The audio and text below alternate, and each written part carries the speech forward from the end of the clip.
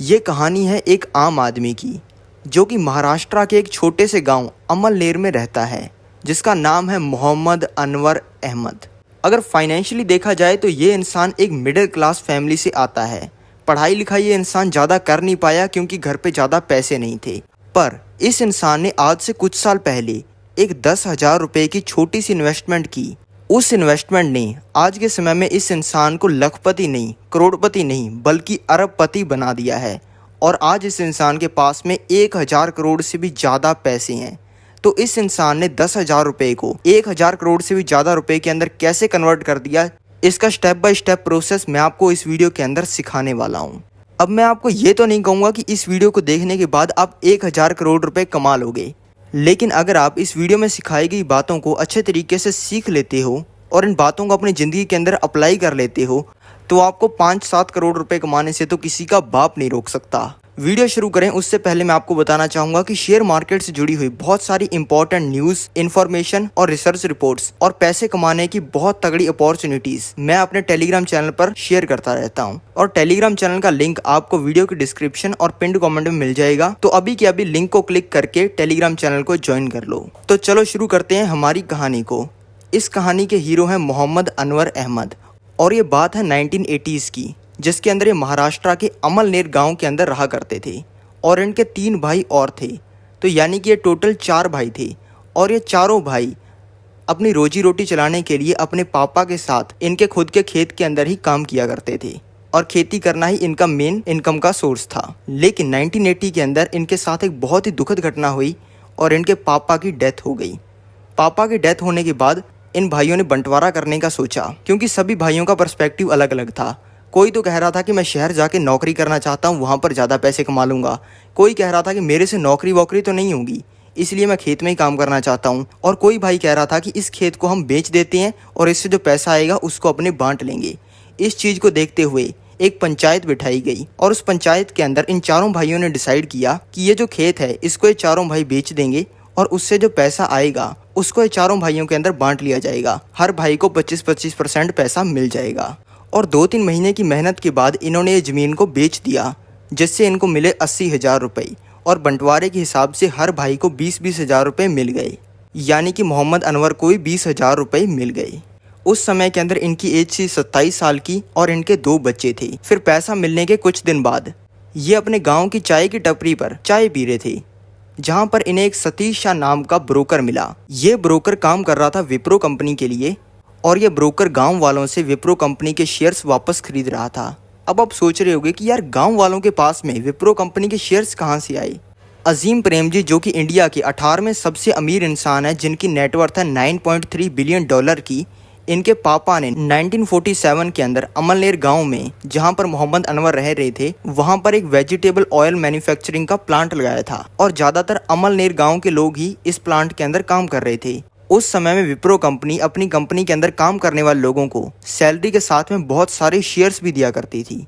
फिर 1980s के अंदर कंपनी ने सोचा कि जो 1947 के अंदर कंपनी ने शेयर्स दिए हैं गाँव वालों को, इसको वापस खरीद लिया जाए। इससे कंपनी को बहुत ही बड़ा मुनाफा होगा, क्योंकि इन शेयर्स की वैल्यू आने वाले समय के अंदर बहुत ज़्यादा बढ़ने वाली है। लेकिन उस समय के अंदर सतीश शाह को गांव में कोई नहीं पूछता था। सभी सोचते थे ये सेल्समैन सा चड्डियाँ बेचने वाला होगा। ऊपर से गांव वालों को लगता था ये सूट बूट पहन के हमारी बहन बेटियां छेड़ने आया है। इसी वजह से कोई गांव वाला इनको अपने शेयर्स नहीं बेच रहा था।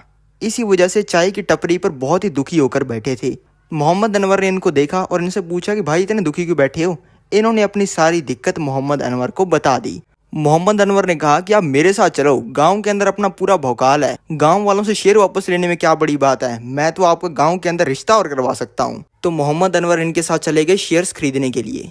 और मोहम्मद अनवर को हर कोई जानता था और ये गांव वालों को अपनी बात अच्छे तरीके से समझा भी देते थे। और सतीश शाह ने मोहम्मद अनवर की हेल्प से ज़्यादातर गांव वालों से शेयर्स वापस खरीद लिए। तो जब मोहम्मद अनवर ने इनकी इतनी बड़ी हेल्प की तो इन दोनों का बहुत ही तगड़ा बॉन्ड बन गया, बिल्कुल जय वीरू की जोड़ी बन गई। और फिर सतीश शाह को ये भी पता चल गया कि मोहम्मद अनवर के पास में 20,000 रुपये हैं, जो कि इसको जमीन बेचने से मिले हैं। तो सतीश शाह ने मोहम्मद अनवर को बताया कि यार तू ना विप्रो कंपनी के ना शेयर्स खरीद ले। मोहम्मद अनवर ने पूछा कि भाई ये शेयर मार्केट क्या होता है और ये शेयर्स खरीद के मुझे क्या फ़ायदा होगा। तो सतीश शाह ने बताया, भाई ये शेयर मार्केट एक ऐसी जगह है जहाँ पे कोई भी आम इंसान अंबानी, अडानी, टाटा, बिरला किसी के भी बिजनेस में इन्वेस्ट कर सकता है। अगर कोई आम आदमी 1-2 हज़ार रुपए लेकर इनके ऑफिस के अंदर चला जाएगा और बोलेगा कि मुझे आपकी कंपनी के अंदर पैसा लगाना है, तो ये पॉसिबल नहीं हो पाएगा। पर शेयर मार्केट की हेल्प से हम इन्हीं लोगों के बिजनेस के अंदर इन्वेस्ट कर सकते हैं। मान लो आपको मुकेश अंबानी के बिजनेस में इन्वेस्ट करना है, तो मुकेश अंबानी जी कंपनी रिलायंस के स्टॉक का प्राइस अभी 2500 रुपये चल रहा है। अगर आप इसका एक शेयर भी खरीद लेते हो तो आप मुकेश अंबानी जी कंपनी के अंदर पार्टनर यानी कि शेयर होल्डर बन जाते हो, जिससे जो मुकेश अंबानी जी कंपनी फायदा या नुकसान करेगी उसके अंदर आप भी हिस्सेदार हो। अब मुकेश अंबानी जी कंपनी है तो लॉस का तो सवाल ही पैदा नहीं होता, हमेशा ये कंपनी प्रॉफिट ही करेगी। यानी कि अगर आप अच्छी कंपनीज में पैसा लगाओगे तो फायदा ही फायदा है। तो ये बात मोहम्मद अनवर को अच्छे से समझ आ गई। फिर सतीश शाह ने बताया कि विप्रो कंपनी आने वाले समय में बहुत बड़ी बनने वाली है और आज इस विप्रो कंपनी के स्टॉक में लगाए गए हजारों रुपए आने वाले समय में लाखों नहीं बल्कि करोड़ों में बदलने वाले हैं। और भाई मेरे कहने पर तेरे पास में जो 20,000 रुपए है ना, उसमें से 10,000 रुपए के विप्रो के शेयर्स खरीद के भूल जा। उस टाइम पे विप्रो के स्टॉक का प्राइस था 100 रुपए का, तो 10,000 रुपए लगाने पर मोहम्मद अनवर को विप्रो कंपनी के 100 शेयर्स मिल गए। उसके बाद में शुरू हुआ शेयर मार्केट का जादू। 1980 में मोहम्मद अनवर ने ये शेयर्स खरीदे थे और 1981 के अंदर विप्रो कंपनी ने दिया 1:1 का बोनस। इसका मतलब है कि जिसके पास में एक शेयर है उसको एक और शेयर फ्री में मिलेगा, जिससे अनवर को 100 शेयर फ्री में मिले और टोटल उसके पास में 200 शेयर हो गए। फिर 1985 के अंदर कंपनी ने 1:1 का बोनस फिर दिया, जिससे अनवर के 200 शेयर 400 में बदल गए। फिर 1987 में कंपनी ने 1:10 का स्प्लिट दिया, यानी कि अपने एक शेयर को 10 में बदल दिया, जिससे अनवर के 400 शेयर 4000 में बदल गए।